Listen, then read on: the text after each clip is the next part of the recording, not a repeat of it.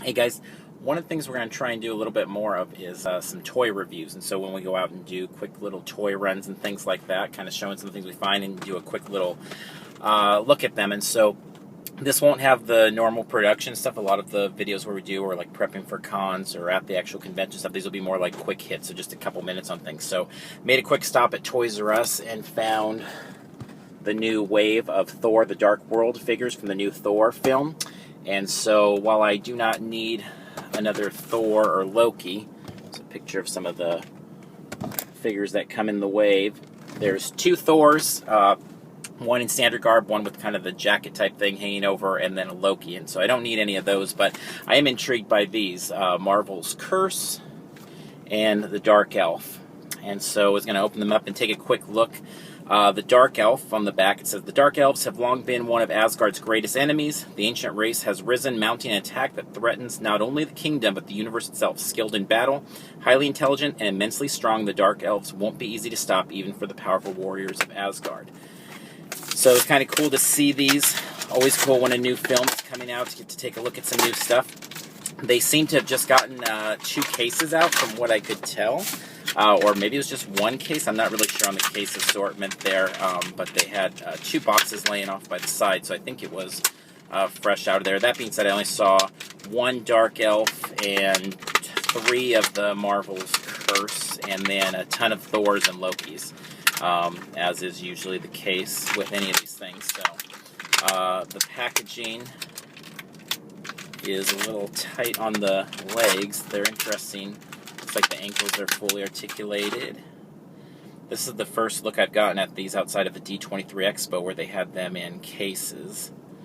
So the Dark Elf is right there. It's got the knee, elbow, articulation, head, obviously. The ankles seem to spin around backwards. If you wanted to do some sort of crazy thing there, I don't know why you would. It's kind of cool. They're kind of stiff like the Avengers figures were with the Qatari. They come with some other cool little accessories, a glove that goes on the guy, and a staff, and another little piece there. It looks like it also fits on his hand for those things. So that's kind of cool. That'd definitely be a cool kind of troop building type figure.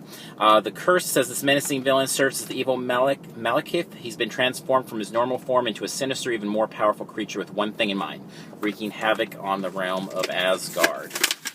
So, as I said, they had about 3 of this guy, whereas they only had 1 of the other one. So he doesn't come with anywhere near the amount of accessories.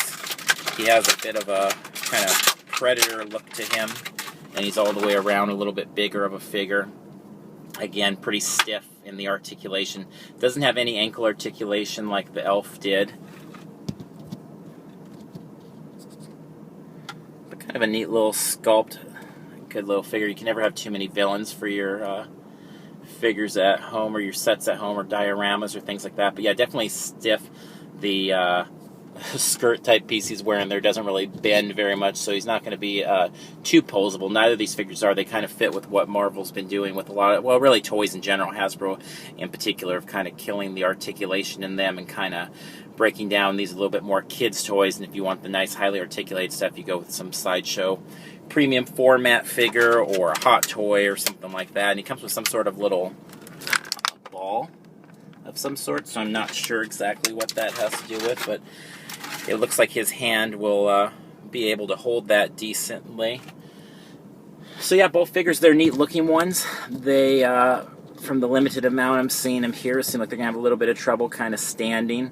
So they may be the type that need a little bit of help there and fall down from now and again.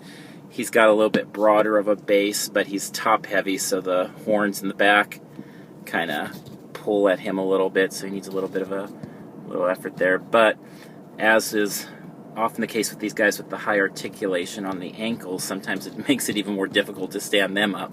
So there we go. Got them both going there, so not too bad. But yeah, they're neat looking figures. They're, again, not the most fun in terms of their posability, despite his ankle articulation, but definitely cool looking figures.